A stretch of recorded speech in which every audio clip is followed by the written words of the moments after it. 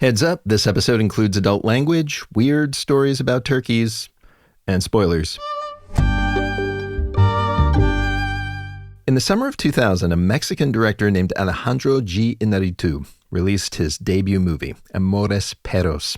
It was a giant hit at Cannes, smashed the box office in his home country, and then he took it on a victory lap around the International Film Festival circuit with some special guests. I brought my parents that has never been in Europe, and we were having great time. And the last day we were in Madrid, and my father and my mother and we were having a drink.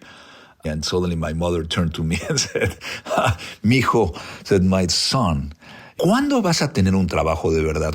When will you return to have a real job?"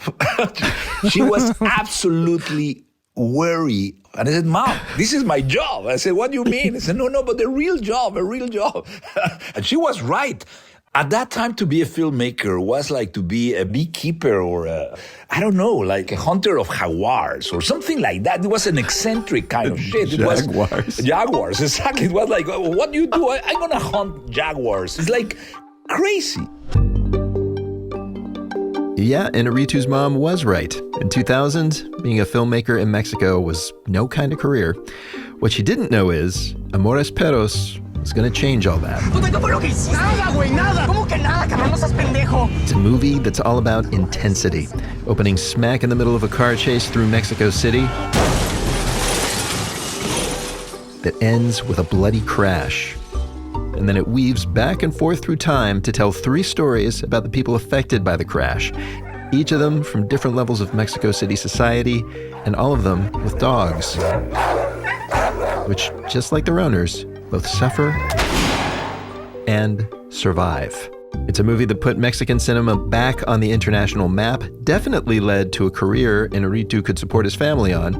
And a few weeks back, on the 25th anniversary of its U.S. release, I got to talk about it with him and the guy who shot it. I'm Rico Gagliano. Welcome back to the MUBI podcast. MUBI is the global film company that champions great cinema. On this show, we tell you the stories behind great cinema.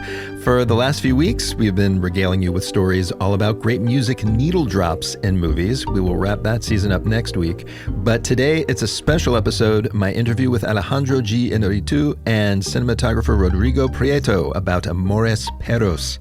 A new 4K restoration just got a re-release in North American cinemas, and you can stream it exclusively on MUBI, pretty much worldwide, starting July 10th. These days, Rodrigo is the go-to cinematographer for this little indie director named Martin Scorsese you probably never heard of.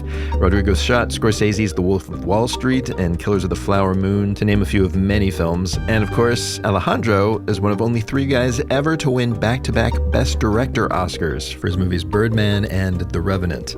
But back in 2001, neither of these guys was well known outside of Mexico's film industry, which had been stagnant for decades. You're going to hear us talk about how they shook everything up from Amores' blown-out, gritty look. They see it and they go, "But this looks horrible." They say, "This looks like old Mexican movies. It looks ugly." And I'm thinking to myself, well, yeah, that's the point. To discovering their breakout star, Gael García Bernal. And I remember, Rodrigo, that I told you, this guy has purple eyes, and he looks... I said, if I do a movie one day, I will do it with this guy. But maybe because I used to work in radio, or maybe because we've been putting out so many episodes of this podcast about music lately, I started by asking Alejandro to tell me about the gig that first made him famous as a radio DJ in the 1980s on Mexico City's 96.9 WFM. I was doing this WFM 96.9 radio. That's exactly how was my ID every day for 5 years, 3 hours a day. So, I was a host of a 3-hour program with Martin Hernandez, who has been, my great friend and collaborator for 25 years in filmmaking, making the sound design. So we start together in this radio station playing music. playing whatever we want and creating characters and writing stupid and funny stuff, political, provocative things. And we learned a lot about imagination in the radio. So it was great. Well, it was kind of like in between the songs, it would be kind of like radio drama, or radio comedy. Exactly. I think the people really heard because we were very eclectic in our taste, rock and jazz and folk music and, every kind of classic music, everything. We really, really are into music a lot. We still are really, really... I think I'm much more into music than in films, let me put it that way. That's my real love. So we were playing very extraordinary things. We were always experimenting. And it was what happened between the songs that really was a lot of good, sometimes stupid and terrible ideas, but sometimes a great idea that kick.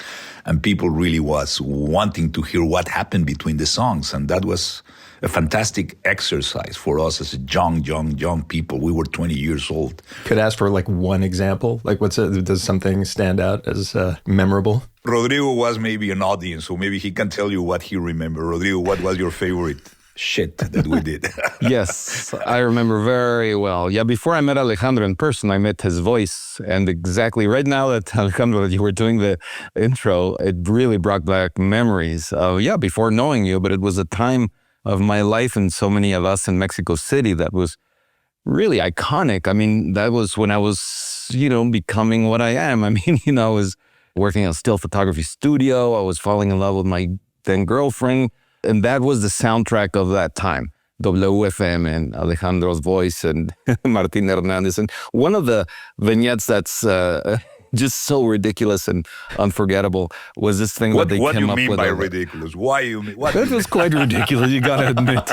You gotta admit it. I must say that it was a cultural phenomenon, I think, at least of my generation. And it showed us that it was possible to do something just irreverent. Radio and, the media was very serious in Mexico and extremely serious. And suddenly to have these guys doing these weird things that it was refreshing. And it taught us also, you can do it. You could do things like they had this vignette, the killer turkey, el pavo asesino. So there was this turkey around Christmas time that, they had to, I don't remember the details, but they had to get this turkey, and it was Alejandro and Martin, and the turkey started killing everybody in the radio station, and they were like hiding in a closet, and the sound of the turkey. I mean, it was so ridiculous. This is not what I immediately associate, certainly with some of your earlier films that you did together.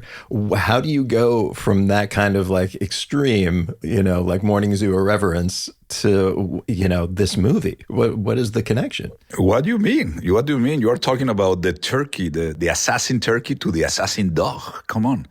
We just changed the animals.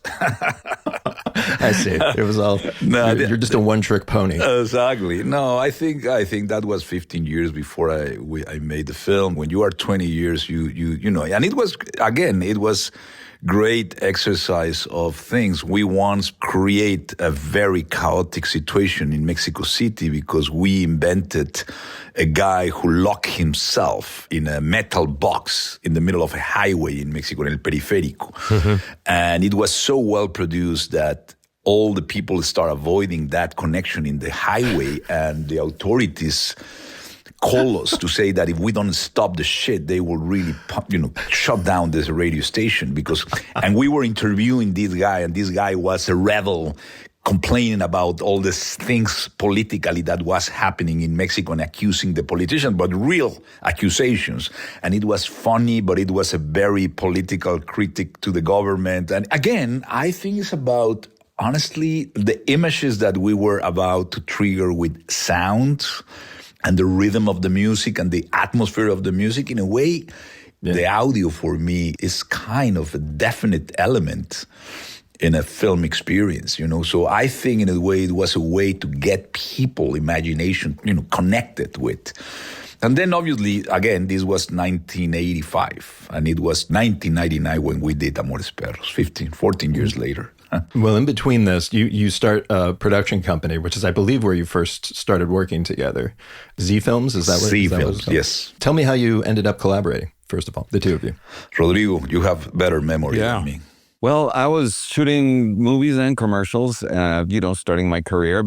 So I was a gun for hire. And it was Alejandro's partner, Raul Olvera, who gave me a call and said, hey, come over to Z Films with your demo reel. And then there I went with I think it was a 3/4-inch demo, with my commercials that I'd done and pieces of movies. I think I'd even had some stuff from film school still on my demo.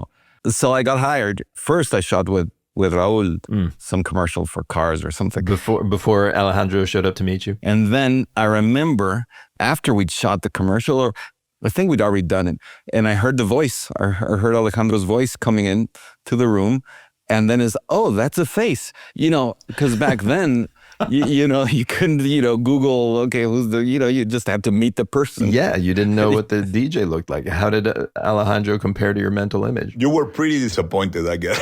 Yeah, it was, because it was a fabulous voice. And it's like, oh my God. Look at that face. Is that the guy? What is this? Homunculus.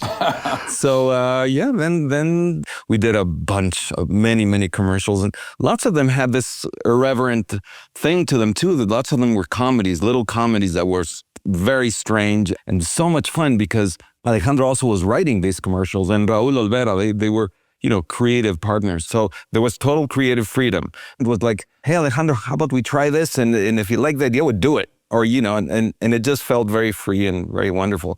And I remember, this was my experience of how I got into Amores Perros. I remember the commercials we were doing started shifting from these wacky comedies to dramas. And Alejandro was writing them, right? So I'm like, this guy wants to do a movie. or maybe could do a movie.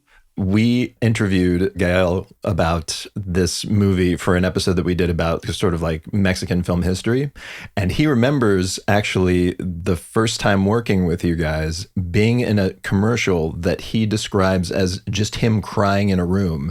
Is that what you're talking about? Was it one of these kind of dramas? Yeah, when we shot that, remember? That was a microdrama, a silent microdrama. Mm-hmm. What was that commercial? That was a big campaign that actually it won many awards. It's fun. You can watch it, I think, in YouTube. The radio station that I worked was 10 years later. They hired me to direct a commercial for them, a campaign. Oh, an ad for WFM. So I wrote like a lot of little tiny vignettes, very beautiful, weird, with a wide lens. Remember, it was an 8mm. Everything was in film. And it was silent, 10, 15. It was like a TikTok things that were short, right to the point, very striking, very provocative, and completely a question. And this was Gael sitting in the bed in this blue room, exactly the same color as the Amores Perros character. He was sitting in a room that was designed by Brigitte Brock, the same production designer of Amores Perros, a friend and production designer of 4 films. And he was sitting, and I just said, just go think about something that has really affected your life. And he was silent, and it was an amazing, beautiful thing. And then the camera tilted a little bit to the right, and in the wall, there was a WFN written in handwritten, like a graffiti. It was completely out of the blue, weird, absurd, and powerful, because it was completely contradictory about what you feel in the beginning and then at the end. And I remember, Rodrigo, that I told you, this guy has purple eyes, and he looks... I said, if I do a movie one day, I will do it with this guy. Yeah, what was it? Tell me about what you saw in him that was so... I mean, you say he had purple eyes. I mean, there's a look to him. He's a beautiful man. But like, what about it was like, this guy's going to be in my first movie? I don't know. There's something... Catherine Breillat, the director... Catherine said something that really we agree on. She was saying that the story of cinema is built in 12, 15 phases ever. And who was the director who said that the most interesting landscape of all is the human face? Is it Antonioni? Maybe it was Antonioni. I don't remember. But it's a very accurate description of a human feature. When you have that face, the landscape of a face can be infinite, more than any valley, any mountain. And when I recognize a face that transmits a lot of contradictions, a lot of profound things, a lot of mirrors in the mirrors, I felt that Gael has it. And it was a kid. This was a 15-year-old, I don't know, kid at that time. Yeah, I think he told me 17. But his eyes and his nose and his lips, I remember, it felt like, one of my favorite films is Les Samouraïs with Alain Delon. The French film. When Alain Delon did that film, Les Samouraïs, I think he was very, 20-something. So anyway, it reminds me of that power of Alain Delon in that film, Les Samouraïs. Lesson to actors, take the commercial role. You might end up in some movies. Actually, this leads me to a question. Another thing he told me was that when he first started acting, it was like not even on his radar that he would be a film actor because there weren't that many movies even being made in Mexico. Tell me, maybe we can go to you, Rodrigo, on this. Tell me about like what the landscape was of Mexican cinema before this movie was made. Yeah, it was pretty dismal. And I don't know how I dared study to be a cinematographer or anything in film. It was irresponsible because there weren't not only that many films being done, I would say maybe 10, 15 movies a year, of which maybe 4 were government sponsored, and those might be interesting films, or it was a very specific people, clique that were doing those films.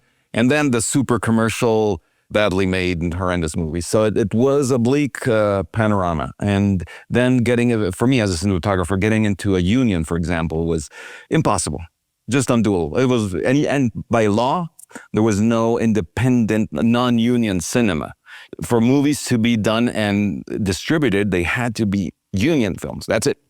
But what happened was that the producers started realizing, wait, our movies are just, doesn't look like anything in the world. We're falling behind, and directors started getting eager. They were seeing what we were doing on film school and going, I'm talking about cinematographers like, Manuel Lubezki or myself, Guillermo Navarro, that we were, just trying to do something different. And that's how suddenly the unions had to open and let us sing. Really? They were like watching your work at a film school and being like, we got to change this system to let these guys in? Yes. What happened is that there was a loophole. It was possible to work in a union film if the producer paid the salary of a union DP to the union and then paid you whatever. Yeah. So through that loophole, we started making movies, and that's how we got in. And by the time Amores Perros came around, I had already done, that was my 9th movie. I had already done a few films, but I mean, really, there were so few movies made that it wasn't a choice. It was, okay, they're offering you a film, and I'm doing it, So there was just whatever there was. Whatever there was. And in a way, for me, that was actually good because I got to really dip into all sorts of genres and anything, very commercial, silly stuff, and also all sorts of things, horror, everything. So part of the, let's say, the rebellion that we were doing as cinematographers was trying to show that we could do sleek cinematography as opposed to this sort of, what was being done in the 70s, 80s, that looked it looked ugly, right? So we were trying to make movies that looked great. So, but by the time Amores Perros came around, I'd been doing that already for 8 movies. So I was ready to shift my style. And Alejandro was a little skeptical, actually. I remember when we started talking about Amores Perros and all this, and he told me, I'm not sure you'll want to do this movie, because he knew that I was doing all these, wonderful lighting, shafts of light, and, really soft, beautiful lighting, the style of the... Like very painterly, maybe. Painterly, yes. So, but I was eager to do something else. And I had just recently found a book by Nan Golden. I can't remember the title, something Mirrors. And I found it very powerful, and really images and color and the intimacy and the harshness. And I took the book to my first meeting with Alejandro. I had it in my bag. And Alejandro, he told me this, I don't know if you'll want to do this style. I'm thinking for this movie, and he brought out the same book, which he had. Wow. We both had this exact same reference. And I mean, immediately we knew, what the path was right there.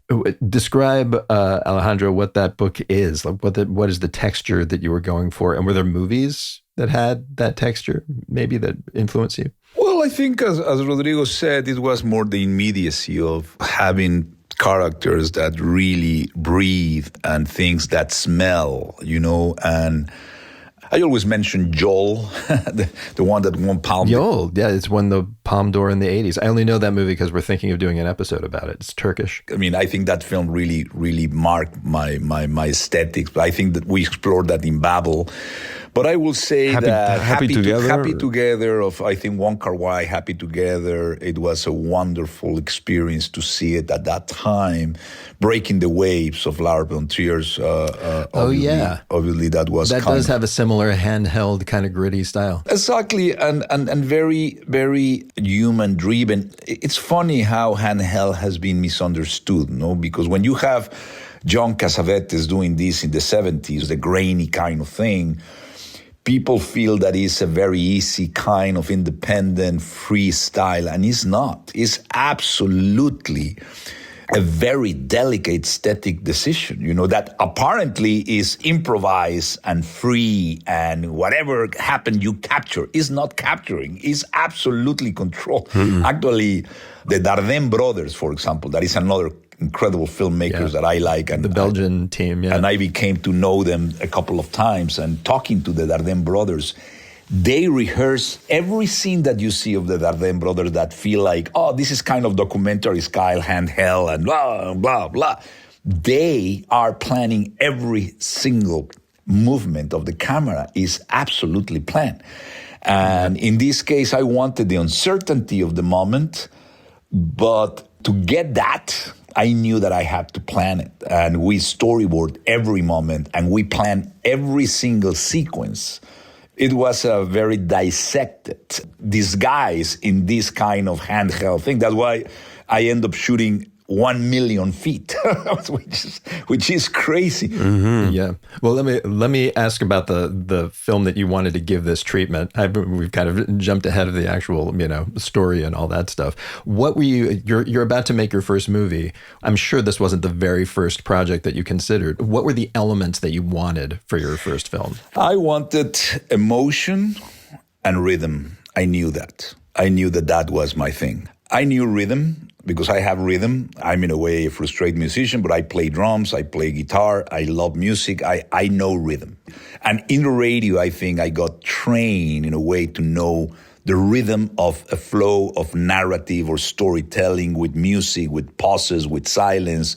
So that was crucial for me. But more than anything for me was the emotional honesty that it has to have. That you are hit and you said, I feel it. If I didn't feel it, I knew that nobody will feel it. Yeah. And I think, Rodrigo, when they tell me, you were aware when you were shooting Amores Perros that it will be a good film? Honestly, I didn't have time to think about it. I was just really focused that every scene, what is the feeling and the honest emotion behind every action and every image and every wording. Yeah, what in this story, though, made you feel like this was going to be the vehicle for that? This would be the perfect vehicle for rhythm and emotion? Because this is a story where the accident happened in the beginning of the film. Basically, we start with the consequence, not with the cause, right? We see the effect before anything happened. The exterior accident happened, and then what happened in the interior of all these characters, which in a way, even being broken as hell, they need love. And that's a very, very powerful thing. You know what I mean? And honestly, we are dogs do not resemble us. We are resemble of dogs. We are like dogs sometimes. We can be loyal, we can be instinctual, and we can be raw and wild. And in a way, there was a mirror with this kind of animal side of us that is absolutely fragile, vulnerable, scary as hell.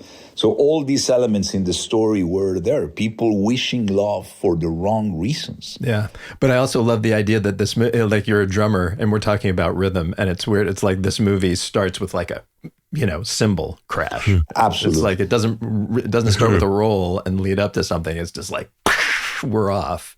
Energy immediately. I can imagine that being of interest. Let's talk about the shooting of this thing. Finally, we'll get to this. You've explained kind of why you wanted that gritty look. Rodrigo, though, Gael told me that you used something. It was like the way he called it something like a silver retaining mechanism or something. A process to get the visual look that you wanted, and he described it as risky. Yeah. And I want to know, first of all, like why you settled on that process and why was it risky? Yes. Well, first, I'll talk a little bit about some things that just touch upon things you were talking before and the sound, particularly, and the rhythm. When we were shoplisting the film, like Alejandro says, the design of it, we sat together and shoplisted the whole film. But a lot of that shoplisting and the design of it was sound. A lot of it. I remember, and I still do that all the time, which is shots have a sound to them, have a feeling, emotion, but a close-up may sound a certain way and a wide shot sounds different. So we describe it that way to each other, like, oh, that's far away, right? Or let's close. Yeah. And Alejandro would go, and then we cut to the blood on the thing, and it's everything has a sound. Just to be clear about the scene that you're talking about, there's this amazing moment where the hitman character, I think he's paid to kill this guy at a restaurant. Yes. And he watches him from outside through the restaurant window and then shoots him through the glass. And you just see the guy's blood hit a sizzling pan on the table in front of him. Exactly. So the way into that scene for you is the sound of the sizzle, basically? Yes, that would be the type of sound that we'd be describing of certainly the cars, right? And then the braking, and then the dark, everything had a sound. And it sounds different depending on the shot, So that was a huge part of it. And then the rhythm. So the shots were designed, but I was operating the camera. And so I felt the rhythm, of the performance.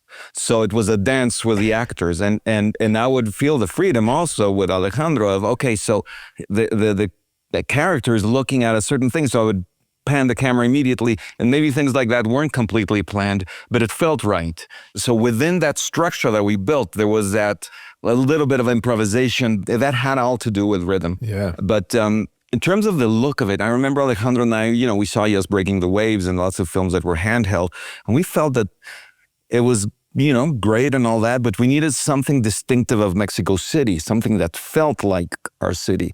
The grime of it, and also there's a thing that we didn't like of the look of the city, which is a pollution, that grayness. We wanted to cut through it somehow. So we started testing different techniques of developing the film and all sorts of things, different film stocks, different lenses.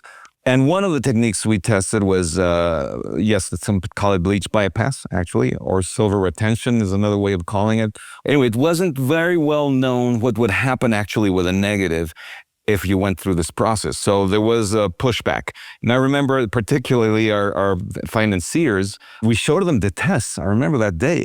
And it looked really grainy, very high contrast, like you see in the movie.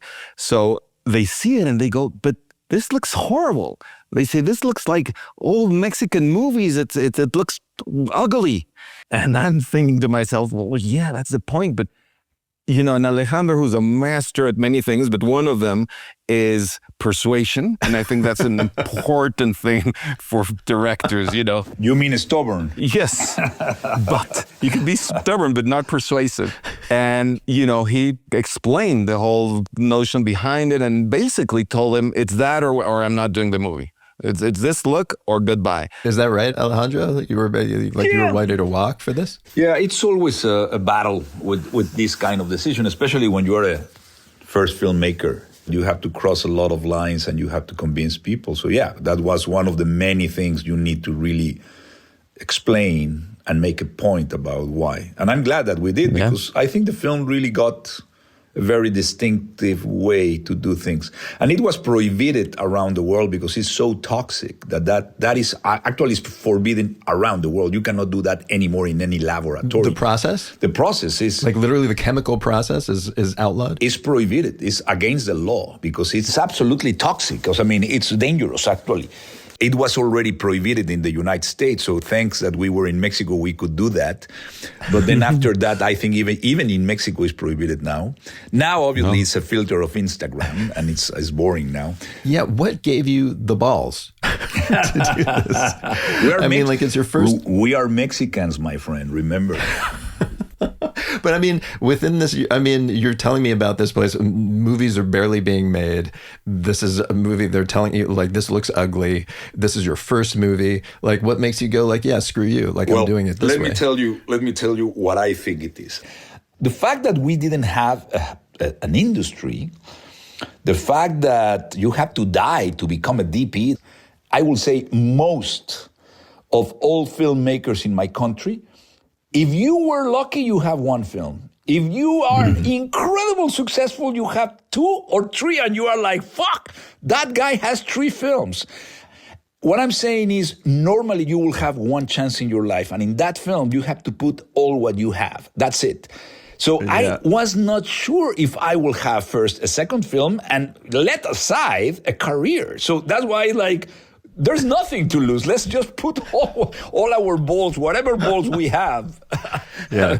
As Eminem said, you did not miss your chance to blow. Exactly. Opportunity comes once in a lifetime. Yeah. Exactly. So that's why it's not like virtue. It was just like an existential nihilism. It's a nihilist kind of thing. It was one fun, and that's it. Well, let me ask you this, because the movie, and you can argue that this movie really changed things for Mexico. I mean, it made it possible for that not to be the case, that filmmakers could make more than one movie. It was a viable place to make movies. And I've always wondered, it's rare, I don't know if I've ever spoken to a filmmaker that's really made one of these like pivot point movies. And I'm wondering what that feels like. Once you've done that, it's like everything is different now. And it's because of something you did. And I can imagine that being both a thrill and like terrifying, because it's like, how do I top that? What did it feel like for both of you to have been part of this thing? It's funny that you ask this, because yesterday I was talking to my son, Eliseo, who loves films and music, and with my daughter, Maria, too. We were talking about this, exactly what's happening now with these 2 kids, the Backroom director and Obsession director. Yeah, these 2 hit horror movies right now. And the pressure they are putting in these kids. I mean, one is 20 years and the other one 24 years. I haven't seen the films, and I'm dying to see it, because I would love to see it this week. I haven't been able to. Have been traveling. But what I'm saying is, all the articles and all the pressure the media and everybody's putting on them, they are like, these guys are the new Spielberg or Lucas, and the industry is depending on them. And the weight of that expectations that people is putting on these kids has to be so difficult. And we were talking about that yesterday with my son, said, this is so unfair, because these guys should be let alone and just be developed. Because to make a good film, is very difficult. To make a great film is almost impossible. To make a wonderful, great film is a miracle. So, I mean, it's not you can have the best script, the best actors, your best intention, you put yourself. There's nothing that guarantee a great film. It's literally a miracle. We have to be conscious about that. It doesn't depend on our will or our intentions. It's a lot of elements that are there. So the answer is, because when this happened to me, fortunately, it takes me a lot of time to really realize a lot of things. Sometimes my happiness come 1 month after a wedding of a friend. I said, yeah, I'm so happy. You should be happy that day. I said, no, I didn't get it. You know what I'm saying? Emotion comes a little later for me. I'm a little more reflective later. But what I'm saying, it took me time to realize that Amores Perros was thing. And when they were trying to tell me, well, the second film is the hardest, that's when you really go down. All that kind of predictions of failure that people have, they were trying to inject on me. And at that time, Rodrigo and I were already in Memphis shooting 21 Grams with Sean Penn and Benicio del Toro and Naomi Watts. And I was not very much interested or worried about what it will be. Actually, I will say that 21 Grams was much more risky than Amores Perros 100 times. So that film, 21 Grams, is the most radical film I will ever done, because every scene was not related to the other. Temporally, is the most crazy film ever done. But I was not thinking about the success. I was just thinking, my God, I'm doing a second film. That was the whole thing. And I want to encourage the young guys that does not allow them to think about the future. It's the present. The films are done with the body, not with the mind and concepts and success. That's a bullshit. That doesn't exist. The body has to be there. You have to be present in a film. That's what I love about film, that is almost a meditation. So your body has to be there, your eyes, your guts, your emotions, your skin, your smell. And that's what you make a film with the body, and that's what we try to do. And so I didn't went through that period of being scared about it. Thankfully, You just kept running. maybe irresponsibly or stupidly, but I was lucky about it. Well, how did you feel about it, Rodrigo? Did you feel the same way? Well, I mean, did it impact you? Oh, yeah. But I remember that I had decided to basically escape Mexico because of the reasons we were talking about. Before Amores Perros, I had done this movie with Carlos Carrera called Un Embrujo, Under a Spell. And it had some recognition. I won an award in San Sebastián. So I thought, okay, maybe this is time to try my luck in other markets, right? And go to Los Angeles. And then Amores Perros, suddenly, we're going to do this. So I told my agent, I'm not going right now. I'm going to do this movie. Remember this name, Alejandro González Iñárritu. I remember telling him that. And I'm going to do this movie in Mexico City, and then I'll move. So I shot it, and then we moved. So we were in the midst of, moving to LA and all that with my family, my two little daughters, when everybody was celebrating in Cannes. And I remember I was in the DMV to get my license, and that's when Alejandro called me. He was half drunk, drinking champagne and telling me, I was not half drunk. I was absolutely drunk. Yes. So that was kind of my experience of that moment. But it was a long distance celebration for you. Long distance celebration, and of course didn't expect that level of attention. And it's been really interesting for me. We were these fans, right? We were, influenced by world cinema, and then suddenly to be, let's say, shooting in India for the Glorias, and the gaffer and everybody, they were huge fans of Amores Perros, and telling me how it's influenced their careers, or say, for example, with Ben Affleck when I did Argo, and he confessed that a persecution scene in the town was completely influenced by the car crash in Amores Perros. And for me to hear that us who were just these kids, figuring it out, literally. So how do we do this? Well, how about this? And then suddenly we're influencing others in the world. It's pretty astounding, I must say. Yeah, it's nuts. And you've worked with like Martin Scorsese, the guy you were probably studying in film school. I cannot afford anymore Rodrigo Prieto. That's the problem. That's the problem. Marty spoiled Rodrigo already. So anyway, one day I will sell my house and I will get you back. Rodrigo Prieto and Alejandro G. Iñárritu, the 25th anniversary 4K restoration of Amores Perros is streaming exclusively on MUBI almost worldwide starting this week, Friday, July 10th. And hey, if you're in the Los Angeles area, I will be introducing a screening of the movie at the most wonderful Vidiots in Eagle Rock, July 16th. Check the show notes for a link to tickets. And that's the MUBI podcast for this week. Next week, we wrap up our season about great movie needle drops with a look back at the film that launched an unlikely UK movie and TV franchise about misunderstood kids in a misunderstood subculture. The skinhead movement was born out of a love for reggae. And I couldn't believe that there was such a thing as a black skinhead. I'd never, ever, ever heard of it. We'll dive into the grooves of one of my favorite movies ever, This Is England, featuring stars Jack O'Connell and Andrew Shim, and Neville Staple of ska legends The Specials. Iron your thin tie and follow us for that. While you're at it, you should scroll back to our 2025 episode I've been mentioning, exploring the film history and culture of Mexico City. It features Gael García Bernal talking about Amores Perros. Really go listen to that whole season, which we called Traveling Shots. I got to travel the world to check in on global film culture. Tough job, but someone had to do it. Meanwhile, if you love the show, do hit pause and leave a 5-star review wherever you listen, won't you? It helps others find and love us too. You can also find me on Threads and Instagram at Rico Gagliano. That is Rico, Gagliano. I'll see you over there. And now let's roll credits. This episode was written and hosted by me, Rico Gagliano. Kara McEniff is our producer, along with assistant producer Kat Kowalczyk. Kristen Coons is our editor. Mastering by Stephen Colon. Our theme music was composed by Yuri Suzuki. Special thanks this week to Raul Chavez-Rosette for taping Rodrigo, and to Nita Karnani, Sofia Chacon, Sandra Gomez, and Caroline Mazel.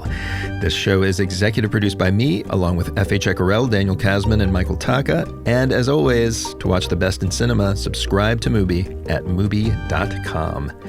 Thanks for listening. Go watch some movies. And it wasn't Antonioni, it was Irvin Kershner.